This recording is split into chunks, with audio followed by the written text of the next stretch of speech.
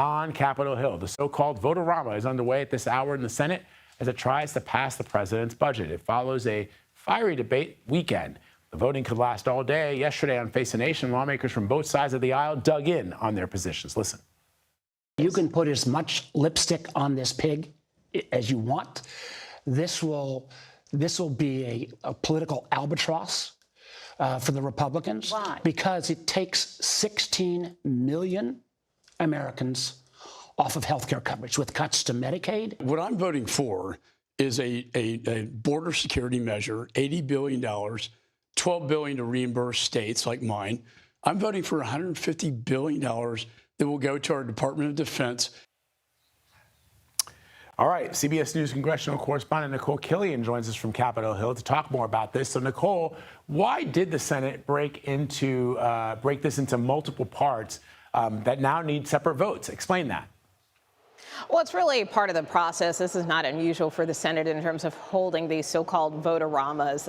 Basically, it provides senators an opportunity to vote on different amendments that didn't necessarily make it into that big, beautiful bill to either try to improve it or in some cases, in the case of Democrats more particularly, they try to use this as a messaging opportunity to make Republicans take tough votes on the bill.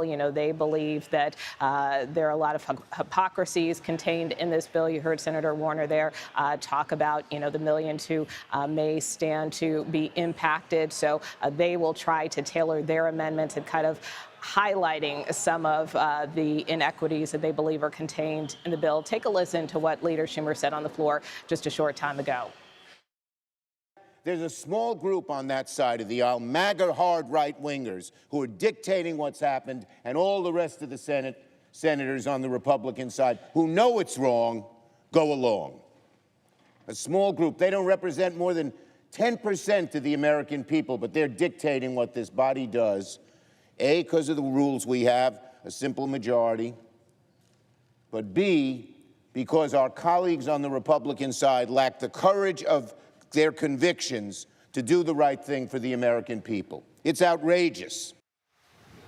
Now, Majority Leader John Thune also spoke a short time on the floor defending the bill. Obviously, he's hoping that the Senate can make a good on this package so they can meet that July 4th deadline of trying to get it to the president's desk. But look, Republicans continue to argue that without voting on this package, if it's not approved, then it could potentially lead to millions of Americans also being negatively impacted by facing perhaps one of the biggest tax increases that they've seen because, again, the president's 2017 tax cuts are set to expire at the end of this year. So that is why they say this package is crucial to keep those tax cuts in place and, in their view, keep more dollars in people's pockets.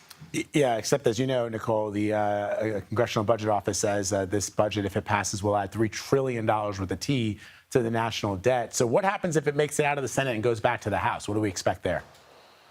Well, that's a whole nother beast, if you will. I mean, obviously, the House has a lot larger conference to deal with on the Republican side. And as we have seen, this is a very fragile coalition. Obviously, the bill that the House sent over was very carefully crafted. The Senate did make some changes to that. And certainly the House has been clear. They're not just going to swallow whatever the Senate sent over. So House and Senate lawmakers continue to insist that they have been talking throughout this process so that they can try to stay on the same page and avoid any last-minute drama. But again, we'll have to wait and see. All right, Nicole Killian first on the Hill. Nicole, thank you very much. For more on this, let's go to CBS News correspondent Natalie Brand at the White House. So, Natalie, the president is now warning against too much cost cutting in this budget bill. What are you hearing from the White House? Yeah, well, I tried to ask what prompted this latest social media post in which he warns lawmakers not to cut too much, saying that, Republicans need to get reelected.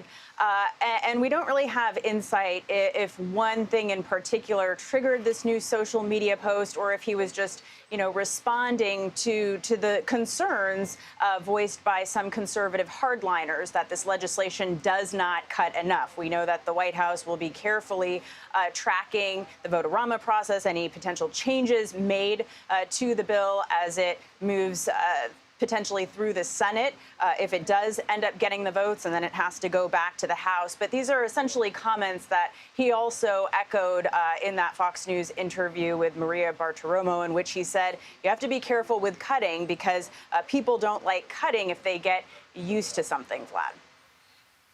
Yeah, so let's talk about one of the few GOP opponents of the bill, North Carolina Senator Tom Tillis.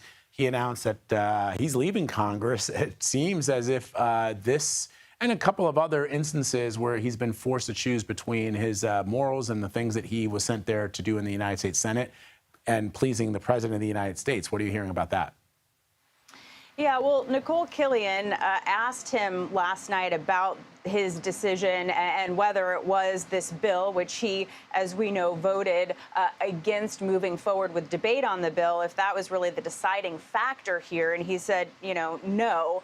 But there's no question that it had some role, kind of highlights his concerns about, what he's described as political theater and partisanship, saying in his statement that he worries that, days of bipartisanship may be coming to an end. And so this had, it seems, been slowly building, but it follows his no vote, also follows a series of tweets or social media posts, I should say, by the president lashing out against Tillis and even saying that he would be meeting with potential primary challengers. So now we know that is not going to factor into this election cycle since he is deciding not to seek re-election. But one of his primary concerns that he took to the Senate floor to express was the cuts that the legislation makes to Medicaid. And again, with his no vote, the bill overall can only afford lose three Republican senators with all Democrats opposed. All right, Natalie Brand for us, reporting from the White House. Thank you, Natalie.